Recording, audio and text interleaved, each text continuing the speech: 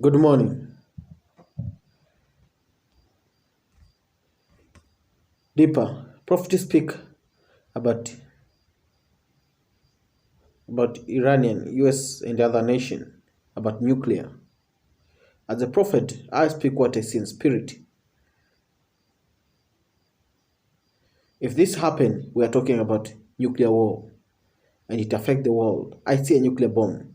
So if being thrown, it affect the world. What we need now is not to show power, but peace talk. Amen. A constructive and welcome step was how the US described the first day of indirect talks with Iran. Officials from 5 world powers, Russia, China, Germany, France and Britain, met with Iran at Austria's Grand Vienna Hotel. European officials have been shuttling between there and the Imperial Hotel across the road, where US officials are staying. They're attempting to bring the US back to the 2015 nuclear deal they'd signed with Iran. We do see this as a constructive and certainly welcome step. And in the end, we hope that we are able to leave Vienna, return to the United States, our negotiating team, I should say, with a better understanding of a roadmap for how we get to that end state, mutual compliance. Donald Trump described the 2015 agreement as the worst deal in history and pulled out in 2018. Trump had then reimposed UN sanctions with additional US sanctions on Tehran.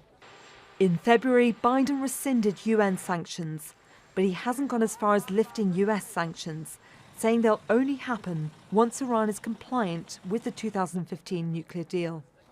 Since then, Iran has been violating the terms of the deal and was reported to have reached 12 times the levels permitted of enriched uranium stockpile. But Iran now also agrees negotiations are on the right path. We find this position realistic and promising. It could be the start of correcting the bad process that has taken diplomacy to a dead end. We welcome these comments.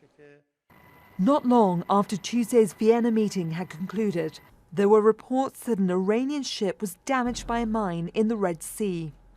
State media says the vessel was supporting Iranian commandos sent to escort commercial ships. It's hard to consider this a coincidence. Maybe it is. But the good news is that the entire world supports a return to the nuclear deal by the US and Iran, with a couple of notable exceptions. And I think the Israelis, the Saudis and the Emiratis, and then congressional Republicans are the parties who are the vast minority, but who do not want a deal and are going to do everything possible to try to upset this process. For now, it seems clear that the administrations in both Tehran and Washington are keen to try to get a rocky relationship back on track. Laura Bertamanli, Al Jazeera.